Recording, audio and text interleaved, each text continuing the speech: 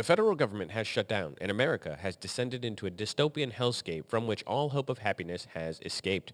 The unemployment rate skyrocketed to 100% as it turned out the swelling of the federal workforce now included every job imaginable.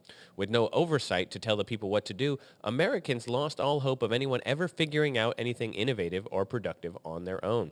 With no politicians left to help support our first responders, the southern border was overrun with illegal crossings and crime skyrocketed as criminals began to run the streets without consequence, although in most Democrat-run cities, the difference was negligible.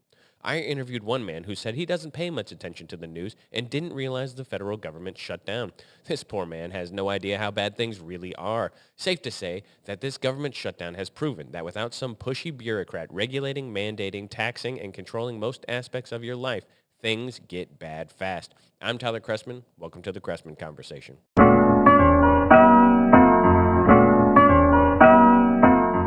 Okay, hello everybody. We have three topics we're going to get into. The first one is going to be kind of a long one, and then the second two are just short things I wanted to briefly touch on. We're going to be talking about the government shutdown. We are going to talk about, unfortunately, Jamaal Bowman saying racism causes diabetes, and then we're going to talk about Bad Bunny, the hypocrite. But first, Winnie. She has been just extra annoying today. She's been making all sorts of noise and running around, really, really making it difficult to sit down and start this episode. There she goes. Okay. But first, no, our favorite comment from last week comes from Cynthia. Can you hear her? I don't know what her deal is right now. It comes from Cynthia Newman P8J, who said, quote, "This is epic trolling hysterical," end quote. Cynthia, I'm not sure what you mean by this. I was being very serious in my last video. The intro is always very serious. We take it with almost a solemnity here. There's no sarcasm in our intros, all right? They're all very serious.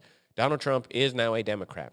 And for all of my left-leaning listeners, and despite what some people think, there are some out there, now is a good time to consider conservatism.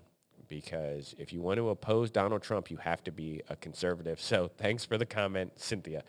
Anyway, let's get on to topic one, the government shutdown. Dun, dun, dun. Oh, man. I should have that programmed in over here. We could really do some dramatic music for these nonsense topics we're going to talk about. The government shutdown.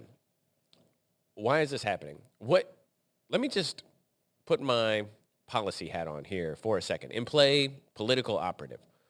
I'm imagining in the smoky room in some D.C. think tank, there's a bunch of Democrat operatives right now who are going, you know what we need to do? We need to shut down the government to give illegal immigrants health care.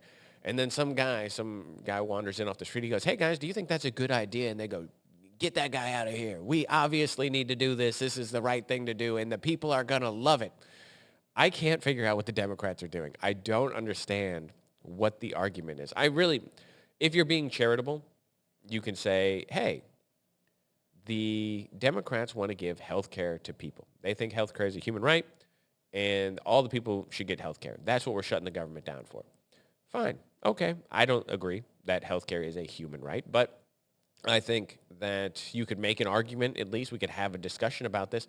The problem for the Democrats is that their policies just can't help themselves. They just can't help themselves from doing ridiculous things that just make it so that it is incredibly easy for Republicans to say, well, you want to give health care to illegal immigrants. And then they have to go, no, we don't. And then they go, but look, right here in the bill, see where it says this right here? And then they go, well, we do, but it's not really a lot of money. And you go, well, what? What's wrong with you?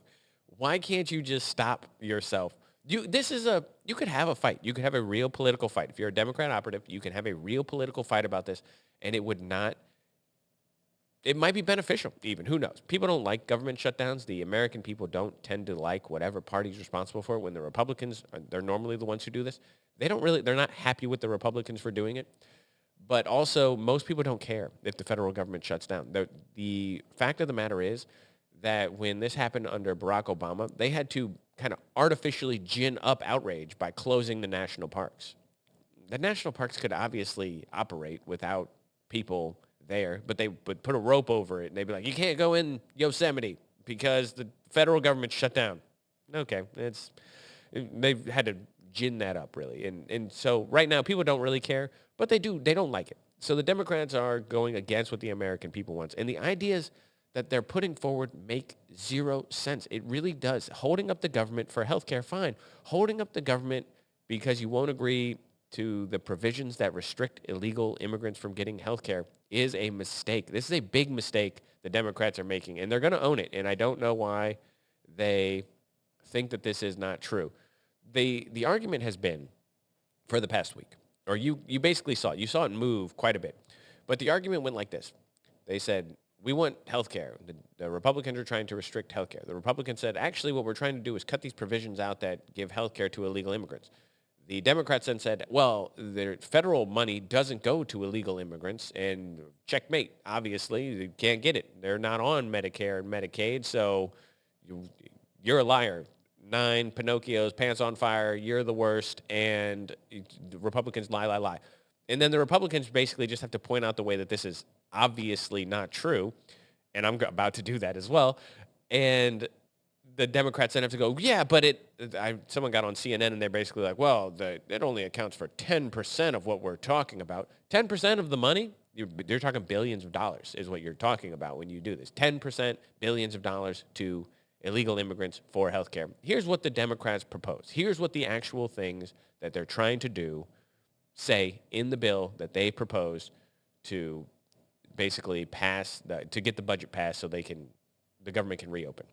And the Republicans, by the way, they did try and avoid all this by passing what's called a clean CR. They had this idea where they're like, all right, well, this just funds the government. And the Democrats even shot that down. They don't want it unless the Republicans make concessions. And the Republicans have basically said, no, here's what the Democrats have proposed, okay? So the proposed bill would allow, the phrase is qualified aliens to apply for Medicaid and expand the federal match rate for state Medicaid programs. So we're going to talk about both of these things. First of all, what does that mean? Qualified alien. That sounds like an interesting phrase. What does it mean? Well, when you look up what a qualified alien actually is, here are the categories that defined common aliens. Lawfully admitted permanent resident. Okay, so you have a lawfully admitted permanent resident. That might be something that is fine. What about these other ones? Refugee. Okay, maybe. Asylees. Non-citizens granted asylum. Okay, so these first ones, they sound like, okay, so qualified aliens. You're talking about refugees, asylum seekers, lawful permanent residents, so green card holders. Okay, all right, yeah, this makes sense. How about this one? Paroled into the U.S. So aliens paroled into the U.S. under Section 212D5. Well, who are those people? Well, those are the people that Joe Biden released into the interior of the United States. They are illegal immigrants who crossed the border who then were captured and released into the United States. So illegal immigrants. Well, no. They have a court date. Or no. They've claimed asylum.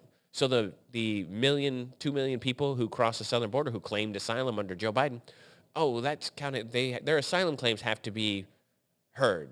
So we'll just give them health care in the interim. Oh, all right. How about this one? Anyone with a withholding of deportation order. So non-citizens, this sometimes happens, non-citizens they'll get a deportation order, and sometimes they get a withholding of that deportation order. So they've been found that they're not asylum seekers, they're not refugees, they're not lawful residents.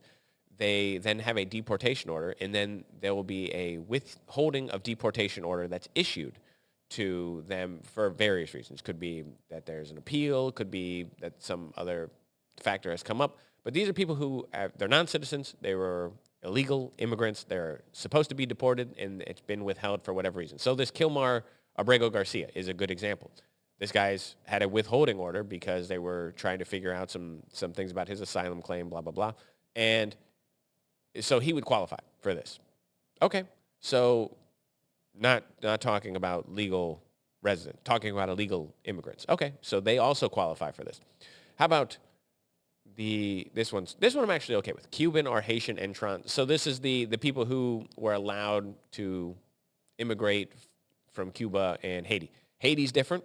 Cuba, I have some sympathy towards. If somebody wants to swim that 90 miles from Cuba to Florida, so I don't know. Some of them we should probably take. Cuba's a pretty terrible place, and it's an actual place that people flee from. Haiti's a little different in terms of the people that we brought over.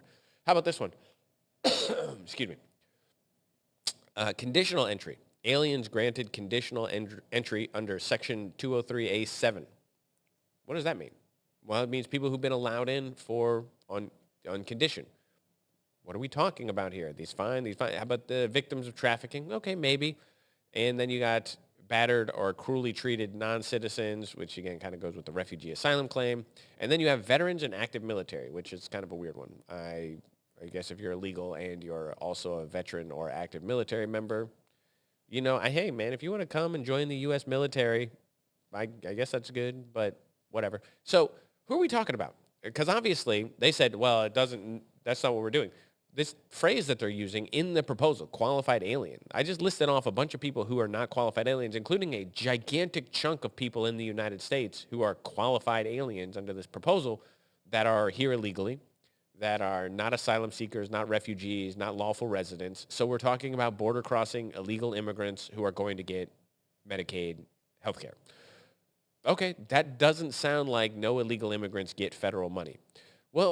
Okay, but most of it is going to go not to illegals. Okay, fine.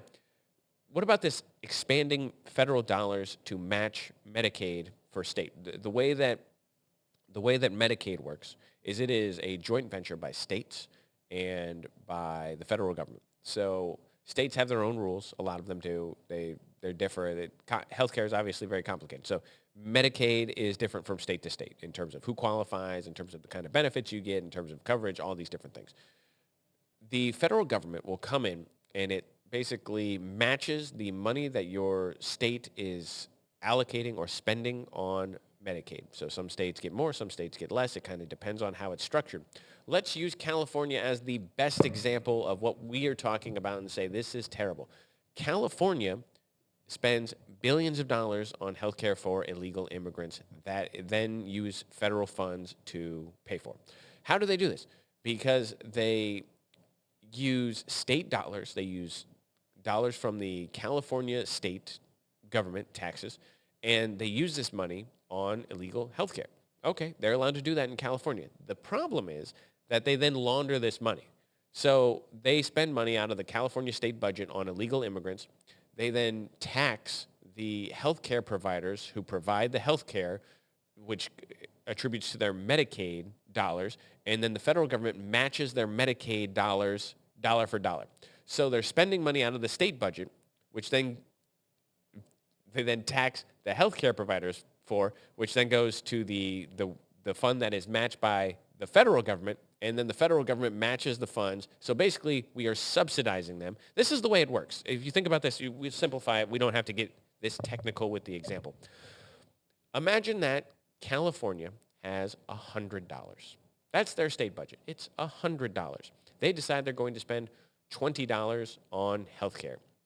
So they take $20 out of the budget. They're going to spend it on healthcare. It turns out $5 of those dollars are going to be on illegal immigrants. Now, the state is allowed to spend money however they want. I'm not going to tell California how they can spend their money. If they want to spend it on nothing but illegal healthcare, have at it. I'm not going to tell them I don't want to live in California. California sucks, okay? So I don't want to live there. It's a great place to visit, a lot of good nature, cool beaches, some stuff to see. San Francisco is the worst city I've ever been to. Hate that place. Same with LA. Terrible. Palm Springs is cool. San Diego's awesome. Sacramento's pretty nice. But, man, the middle part just kind of no good. Anyway, I'm not going to tell them how to spend their money. So they take that $5 and they spend it on illegal healthcare. The federal government then comes in and says, well, we can't spend our money, but we're going to basically match the money that you spend on Medicaid with federal dollars. So now when they allocate their budget and they say, what we'll do is this $20 that we were going to spend on healthcare, what we'll actually do is we're going to spend whatever it is, $15. We're going to spend $15. And then we'll take this $5, we'll make it part of our Medicaid budget, the federal Medicaid budget. The government comes in, they match that money. That doesn't go to illegals, but then they just use part of this other budget to pay for it. So that $20 they're spending on healthcare, well, they just use the federal funds to pay for the citizens and the non-federal funds to pay for illegal immigrants. But the budget is the same. You understand? The budget that they have is the same pot of money. So it's not like California has a budget of $100 and the federal government contributes another $20 to it. And then they say, well, we have $120, but our budget was this way. So I guess we just give some of this money back. No. What they do is they spend the budget and then they use that federal money. I guess I'm not explaining this in the clearest way possible. If California has to pay for their roads and their teachers and their health care, they will make the budget for their healthcare smaller so that they can spend more of their money on roads and teachers and healthcare, knowing that the federal government is going to subsidize them. Do we understand this? Do we get what I'm trying to say here? The federal government, money is fungible. They can move it from one pot to another. It's not as though the pot is the pot, and when the federal government hits the limit, they say, actually, we don't need more. No. They just move some of that money from the healthcare budget to other things. They spend it other places, and then the federal government subsidizes them. So when they want to spend money on illegal immigrants using the state budget, the federal government is then giving them money to fill those coffers back up. They say, the federal dollars don't go to them. The federal dollars are funding this because they allow you to spend the state money on illegal immigrants. Do we understand how this works? Do we kind of understand? That's a little better way to say it. But this is what we're talking about. When they say, illegal immigrants don't get federal money. This has never been true. It's not true of almost any benefits that you can list whether you're talking about welfare, SNAP, any of these programs designed to help Americans. Sorry for this little cough I got. I've got a little summer sickness. Any of the money that we use to spend on Americans goes to illegals. And I can go down a list of how this is the case, but right now we're just talking about healthcare. This is obviously not true. California, by the way, spent $5 billion on illegal immigrants' healthcare, which, again, whatever. You want to live in California, that's fine. The federal government shouldn't be giving you money. If you want to spend money on people who are here illegally, on illegal things, which I think this is illegal to spend taxpayer money on people who are criminals. Unless that is you're spending money on criminals to lock them in jail, then I don't think we should be spending money on criminals. So these are all the ways, well, not all the ways. These are some of the ways that this is just an absolute lie the Democrats have been telling, that this money is not designed to go to illegal immigrants. It absolutely is. These policy prescriptions are specifically designed to allow this money to flow from the federal government to illegal immigrant health care. And we're not going to forget that Joe Biden, during COVID, expanded Medicaid to include people 400% above the poverty line. Now, let's not forget what Medicaid is for. Medicaid is supposed to be for people who are operating in poverty, who can't afford health insurance on their own. That's what it's supposed to be for.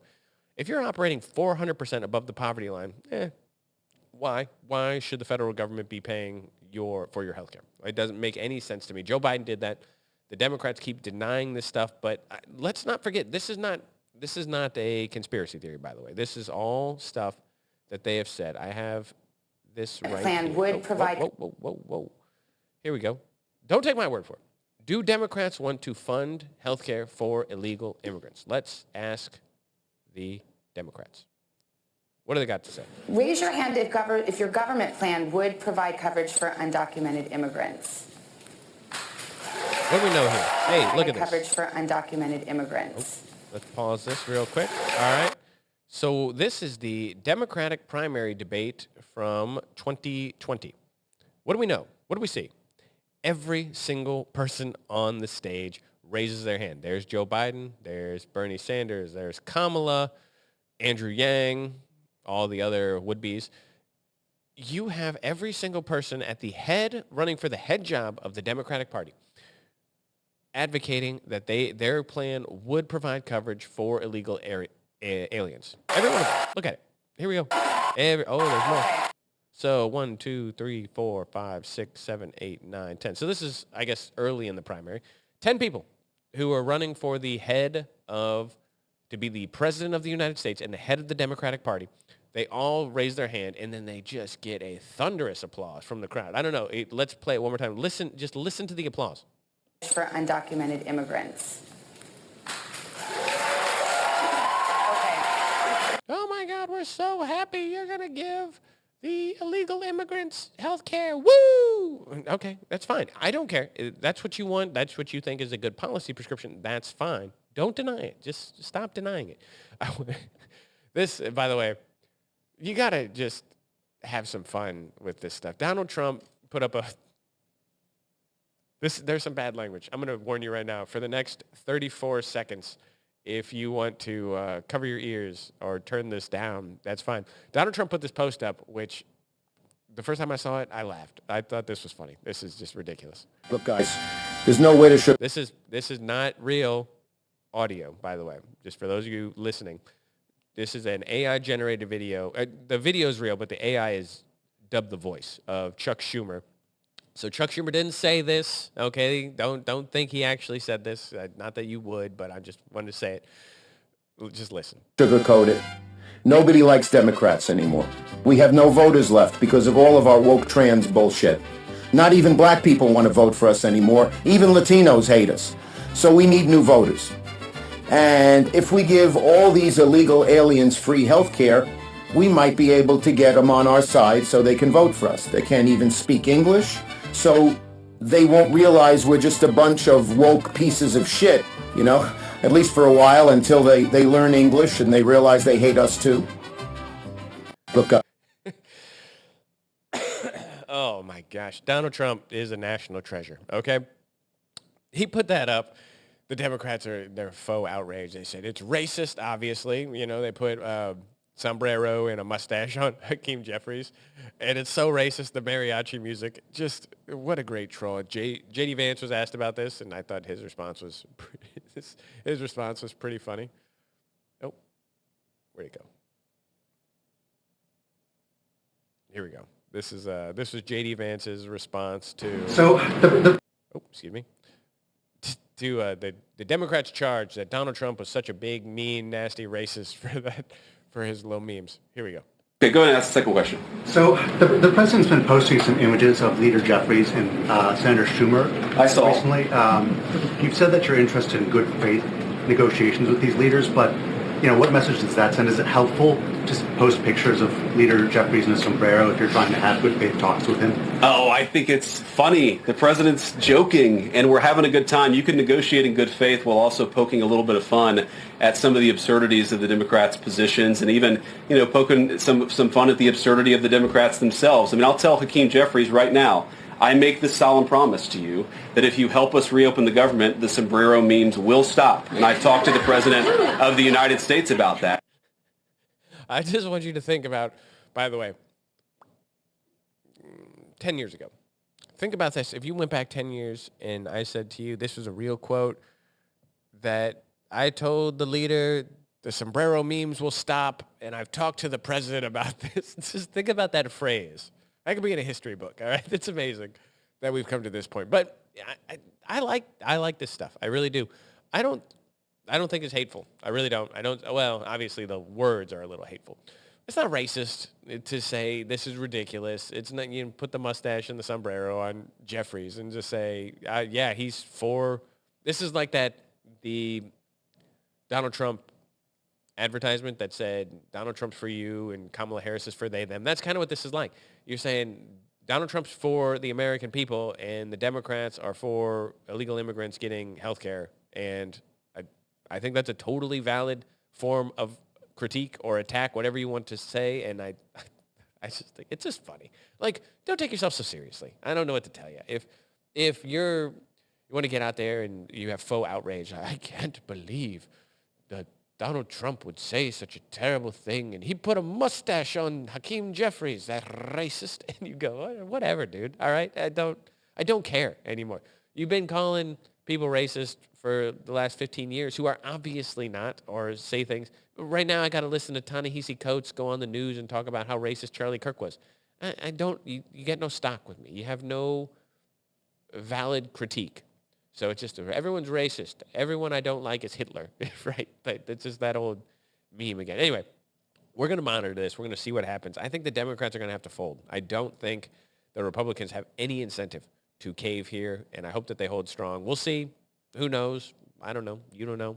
We'll see what happens. Like I said, I think the Democrats are going to fold. I think that they're some of your more moderate, quote-unquote moderate Democrats, or at least those in purple states and districts, are going to say, I can't defend this. I don't know how. And they're going to fold. But we'll see. Anyway, let's move on to topic 2. Jamaal Bowman is an idiot. that could basically be the summary of this entire segment. I really don't need to say much more. We all know this, right? He's always been a dummy. This guy is not bright. He's not a smart man. He is not well spoken. I don't know how he rose to the level that he rose to. It makes no sense in my mind why people would elect him. But, I thought the same thing about Cori Bush here in my city. I have no idea how this woman became a congressperson. I live in St. Louis. All right, I'm not running for office. I'm not going to. Trust me, I don't want to. But would there have been, I don't know, 100, 1,000, 10,000 people in the city of St. Louis who would have been much better at the job than Cori Bush? Yes. Yes, absolutely. How this woman got to power, I don't know. How Jamaal Bowman got to power, I don't know. He's was, I should say, a member of the squad. He's the guy who pulled the fire alarm. He said he thought it was, he lied. He pulled a fire alarm to delay a vote in Congress, and then he lied about it and said, well, I thought it was how you open the door. And, oh, okay, you're so dumb you don't know how to open a door? You don't know the little silver push plate button compared to a fire alarm? Yeah, all right, he's a liar. He's a liar.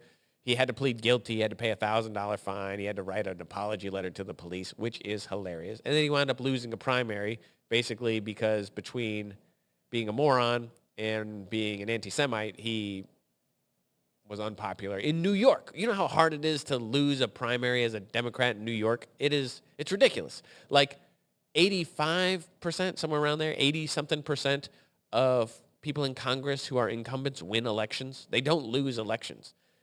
And he couldn't win a primary in New York. I don't know, just embarrassing. Anyway, he was on CNN this week. Why they had him on, what value he brings to the network, I don't know. Maybe it's because he says stupid things that get clicks. I really don't know. Anyway, take a listen to what he had to say, then we're going to talk about it. Democratic elected officials in Minnesota who were killed. The Tree of Life synagogue shooting, killed. Christchurch, New Zealand, slaughtered. AME Church in South Carolina. On and on and on. Catholic, this is America. Catholic and pro-life the problem ministries is bombed. we are not dealing Catholic with America's original sin and its disease of hate and racism towards black and brown people and sexism towards women and anti-LGBTQ sentiment. We are not dealing with that. Your colleagues in the Republican Party do not hold each other accountable when it comes to the racism that comes from the party on a consistent basis. Congressman, I mean, where are you on You the can't be calm assassination about this. I'm a black man in America. The reason why heart disease... I'm white, I can't comment Listen on to it. what I'm saying. The reason why heart disease and cancer and obesity and diabetes are bigger in the black community is because of the stress we carry from having to deal with being called the N-word directly or indirectly every day. If your colleagues would listen and try to learn and engage and grow and stop being so hateful, we could have a better country. Jamaal. But unfortunately, we're still here. Okay. So I get it. I know how it is. You had to listen to a minute and a half. And I, too, am also going to write into CNN because I feel like this is some sort of a class action lawsuit kind of deal. Because I know, I've now listened to this 2 or 3 times. And in between each of those sessions, I took an online IQ test, and each time I lost 2 points. So, I mean, every time I've listened to him talk, it just gets lower and lower and lower. So I'm thinking about suing CNN for what they're doing to my brain. But that's for a later date. We'll see how it goes. I got some points to spare, I think, so, who knows? We'll see how it is. This guy's he's a dummy, but for those of you who didn't click on what he's saying, everything he said was absolute trash, absolute garbage. But the part that I want to talk about is the part where he says every day the reason why black people in this country have heart disease and diabetes and cancer is because they get called the N-word every day, directly or indirectly. Take a moment. Think about this for 1 second. What are you talking about? This is garbage. By the way, I've actually seen some things about this reported. There were some journals that have done quote-unquote studies, garbage science, who've done garbage science about this, where they basically have tried to attribute this. Oh, the reason why black people have all these medical problems is because of racism in the communities and racism in healthcare, and that's why black people are unhealthy. This is ridiculous. First of all, give black people some agency, okay? Quit saying everything that's wrong in the black community is because of outside factors. Sometimes things are wrong because you have to own your actions. Why are black people unhealthier than their white counterparts? Could some of it be because of discrepancies in education? Could some of it be because of discrepancies in wealth? Could some of it be because of where they live or food deserts? Yes, obviously. Any of this is true. And if you want to say that's all because of racism, fine, we can have a talk about that. It's not true, but fine. Could you say, hey, racism plays a factor? Okay, maybe. I'll grant you that. I'm not going to say it's nothing. I'm not going to say it never happened. I'm not going to say there's not stress that's involved in racism. The question is, today, October 3rd, 2025, in America, is racism the driving force that is keeping a distinction between white and black? Is it today, in 3 October 2025? If you say the answer is yes, you have a lot of explaining to do as to why that's the case. First of all, there are 13 million black people in the United States. I would be curious how often 13 million people are, what would be a good way to put this? How often 13 million people are just called the N-word on a daily basis? I'm going to guess, if you take out, by the way, black people talking to other black people, and you're saying some white person or an Asian person or a Hispanic person is degrading a black person by calling them the N-word. What do we actually think? We think 13 million people a day, directly or indirectly, he said. Indirectly. Well, I don't know what that means. Are we talking about microaggressions, in which case, I don't care, grow up? Are we talking about, what does that even mean? How many people are calling, like, black people the N-word daily? The trauma that you have to deal with. It's just a nonsense argument that's based on nothing, that asserts something. I'll tell you what, in this garbage, it needs to stop. There was this thing that we saw for the last 5 years where people have really focused on this. Well, they've talked about the difference in maternal mortality rates between white and black people. And I have read article after article about the racism in healthcare that is the difference between why black mothers die in childbirth and what I think it's, I can't remember if it's 3 or 6 months, but 3 to 6 months afterwards. There's a period where they monitor this, where black women die, I don't remember the percentage, 10 times more often in childbirth than their white counterparts, whatever it is. It's a higher number. But they're saying it's based on racism in the healthcare system, racism that does X, Y, and Z. And I have read these things, and I have gone, well, that's just nonsense. Because every time you read it, you know what they seem to never account for? Health factors leading into pregnancy. So yes, it's true that black women die more often in childbirth. It's also true that black women are often unhealthier than their white counterparts. This is not because of racism. Racism didn't make them unhealthy. They're more obese. There's higher rates of diabetes. There's higher rates of heart disease in women who get pregnant in the black community. This is a bad thing. I don't like it. This is just the way that it is. I'm not saying that one thing or the other. This is a bad thing. It's something I would like to address. But when you say black women are unhealthy due to their white counterparts because of racism, explain to me the fix. How do we fix it? I say it's because of health choices. And I think that there is an absolute way that you could fix this. But if you say it's racism, what's your fix? What's your solution? Well, we have to just stamp racism out worldwide. Explain to me how that means that, whatever, this lady over here is going to have a healthy pregnancy. How are you going to do that for her? Because to me, I think there's some practical advice we could give, like maybe diet and exercise, which would be helpful. And I think that stamping out racism would be a great thing. But if you're using it to say, well, that's how we got to fix healthcare, you're wrong. Jamaal Bowman is wrong to say that, oh, black people are unhealthy because this, and this. Black people are unhealthy because they live unhealthy lifestyles. Not all of them, but compared to their white counterparts. There are some genetic factors that are at play here with, I think, hypertension, but a lot of it is just lifestyle choices. And there's nothing wrong with this. It's just to say that you can't say that racism is to blame for healthcare discrepancies. It's not true. It's never been true in, I won't say never. Never is wrong. It's not true today when it terms to maternal mortality. It's not the reason, because black people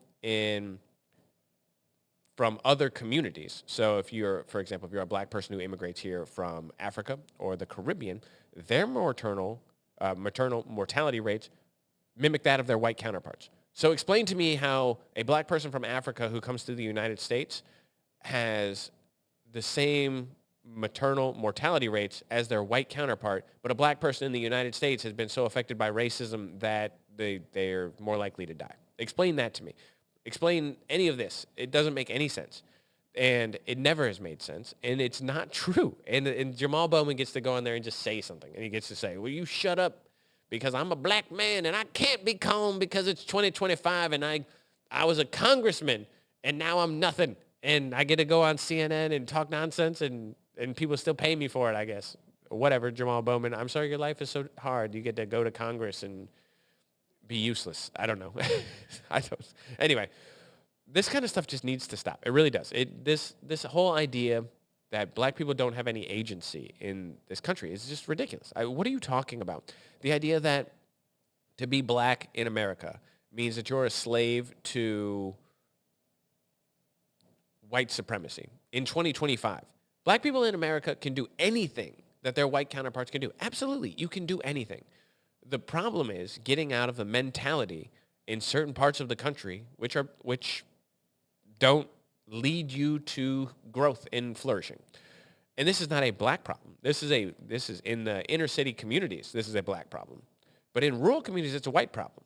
In Appalachia, this is a white problem. You look at people who live in different communities and they have different problems. Right now, you can be a dude I'll use my city as an example. You could be a hood dude from St. Louis, and you're going to have a difficult time breaking that mentality. It doesn't mean it can't be done, and it's not racism that puts you there. It's a cultural thing in a community that keeps you there. The same could be said for whites in Appalachia. Well, the reason why they don't break out, the reason why they live in generational poverty is because a culture keeps you there. Because, again, it's a victim mentality. You think you're put there. You think that the world's against you. You stay there. And the same thing happens in black people in the hood and white people in rural communities that are dying.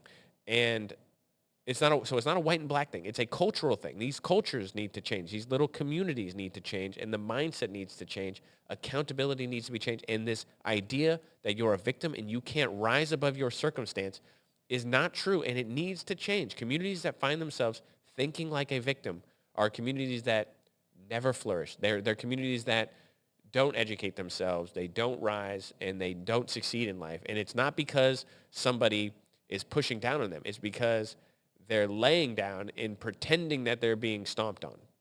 And that's a big problem. Anyway, I don't want to talk too much about Jamaal Bowman. Hopefully we can forget he exists and CNN will stop having him on. This is a quick story, this topic 3, but I wanted to just talk about it because it makes me laugh. And topic 3 is about Bad Bunny the Hypocrite. Bad Bunny is a musician. I'm sure many of the people listening to this show don't know. Actually, let me do this real quick. I am curious about this. I'm sorry. I'm going to look this up real quick. So on Spotify, if you look up an artist and then scroll down to their artist page, it'll tell you. Okay, so Bad Bunny, for those who don't know, on what is probably the most popular music streaming platform, I imagine it's Spotify. It could be Apple Music, I don't know, but I think Spotify is probably where most people stream their music. Bad Bunny has 78 million monthly listeners. That puts him at number 12 in the world. He is the 12th most streamed artist in the world. Normally he's in the top 10, so this is actually a drop back for him. But he's one of the most popular musicians in the world. Chances are you might not know him. That's fine. I'm not a big fan of the guy's music. He sings in Spanish, and it's not that I don't like some Spanish music. I don't speak Spanish, not very well at least, and so I can't understand it. But some of it sounds nice, you know. It's kind of good, nice salsa music. But I'm not a big fan of his music. I just don't know enough of it. But he's very popular. He gave an interview less than a month ago, 10 September, and I want to read to you this interview. Oh, my goodness, where'd it go? Somehow I scrolled down. Here it is. Okay. So he gave this interview, and actually we can look at it together, and I'll read it to you. But it was on this I don't know if this is a magazine, but i-d.co. It's an article. I'll scroll to the top in a second. But the interviewer asked him, the interviewer said, you said you wouldn't be giving any concerts in the United States. Was this out of concern about mass deportation of Latinos in the United States? This is Bad Bunny's answer. Bad Bunny said, quote, man, honestly, yes. There were many reasons why I didn't show up in the U.S., and none of them were out of hate. I performed there many times. All of the shows have been successful. All of them have been magnificent. I've enjoyed connecting with Latinos who have been living in the U.S., but specifically for a residency here in Puerto Rico, when we are in unincorporated territory of the U.S., people from the U.S. could come here and see the show. Latinos and Puerto Ricans of the United States could travel here, any part of the world. But there was the issue of fucking ICE could be outside my concert, and something that we were talking about and very concerned about. So they were asking, hey, Bad Bunny, why didn't you schedule tour dates in the United States? And his answer is fucking ICE. I don't want to be there. They could be outside trying to grab people. We weren't going to do this. He said, I'm not performing in the United States anymore because of ICE. Taking a stand, hey, man, you want to do your thing? That's fine. This is your way of saying you don't agree with mass deportations, you don't like ICE, you don't like the policy of Donald Trump. That's fine. You're allowed to say these things. You don't have to tour in the United States. You stand up for your principles. Hey, that's great. What happened this week? Bad Bunny accepted the Super Bowl next year. Or maybe this year, actually. He's going to play the Super Bowl in February. And I was just looking around here. I thought maybe something had happened because I didn't understand. Because wasn't it 2 weeks ago? 2 weeks ago you said you're not playing in the U.S. anymore. And now you're like, oh, shoot, but I got the Super Bowl? No, hold on. I mean, all those principles can go by the wayside. You know, I'm not that concerned. Give me that money. Give me that fame. Give me that clout. Yeah, I'll go and perform in the Super Bowl. What a hypocrite. I'm just going to say it, and I get it. You know what the defense is going to be? We already know. The defense is going to be, well, when we play the show, you can bet that there's going to be some anti-ICE. There's going to be some propaganda. Maybe we'll have burn an effigy of Donald Trump. Yeah, there's going to be some of this. You know this. There's actually probably going to be a lot of it. A lot of propaganda. But this makes him look like a fool to me. This makes him look like an unserious person. I don't mind. I really don't. If you're a person, you want to stand on principle and say, I'm not going to do things when I don't agree with things, and that's fine. Hey, Rosie O'Donnell wants to move to Ireland or wherever the hell because she says she hates Donald Trump so much. Okay, cool. I actually have some respect for people who stand up for their principles. So this guy doesn't want to tour in the U.S. because he says, nope, I'm not going to support it while ICE is doing their thing. Hey, man, I got respect for you. You lose it all. Yeah, hypocrite, when you immediately turn around and say, oh, but now I got the Super Bowl, so actually what we're going to do is we're going to do an anti-ICE show, and that's actually better than the thing I said 2 weeks ago before I had this opportunity for money and fame.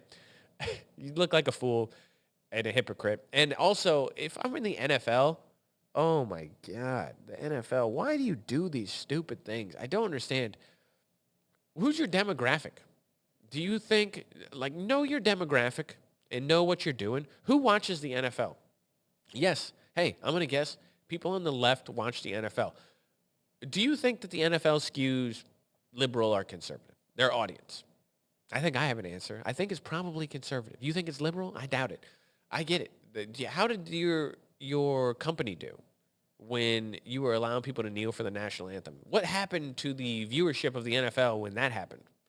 You think that this is a smart idea to do this? This is like the NHL partnering with Black Lives Matter, okay? It's like, know your demographic here, know who's watching your show, and get it. I understand the Super Bowl is a little different than Monday Night Football. And the Super Bowl is more of a cultural thing for many people than it is a football game. For people who watch football, I think they hate the Super Bowl, the way that it is just not like a regular football game. It's worse than a regular football game. It's longer and there's more production. It's stupid. And for people who don't watch football, the Super Bowl is just an event. Hey, let's watch the commercials. Hey, let's enjoy the concert. Let's make some prop bets. I don't know what they do. I just think that this is a bad move for the NFL to do this. This guy just 2 weeks ago gave an interview where he was talking about Trump, talking about ICE, saying he's not playing in the U.S. anymore. Obviously, this was the reason I knew about this is because 2 weeks ago this went around the internet. He's a very famous musician who said he wasn't touring in the U.S., and I'm plugged into politics, so I kind of saw a bunch of articles about this, and then immediately he gets a Super Bowl. So people have an opinion about him because he's been in the news. He put himself in the news. No one forced him to say these things. And now you're going to allow him to play the Super Bowl. NFL, man, what are you doing to yourself? What a foolish move. And politics is dumb, all right? It really is. You should, as a company, the smartest, prominent, I'm going to say, not corporation, that wouldn't be the right word, but a business person, we'll say business person, because that's a little more accurate, in the country, in my opinion, and not because of anything having to do with the way that he's made money, because he's very, very rich, but has to do with his attitude, is Michael Jordan. Michael Jordan. Why do I say that? Because Michael Jordan was asked one time why he doesn't talk about politics, and you know what his answer was? Republicans buy sneakers too. What a great answer. And that's what I want from my corporations. That's what I want from people. I would love for the NFL to just not have anything to do with politics. If your announcers start talking about it, fire that dude. If your halftime performers want to talk about it, no, cancel that show. I am so sorry. I'm coughing so much right now. Hold on. Man. Oh, I'm crying. I'm so worked up about this. I'm crying now. No.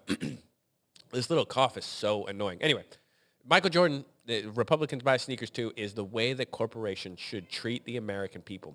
You don't want a partisan product. You want to appeal to everybody. If somebody's coming in and telling you you have to take a political stand as a corporation, your answer should be, no, I don't. Go away. Get out of here. What are you, trying to alienate my customer base? I don't want anything to do with you.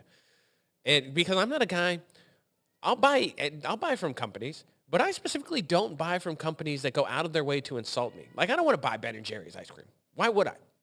Those guys are jerks. I don't want anything to do with them. Is it because they make bad ice cream? I mean, it's fine ice cream. I don't know.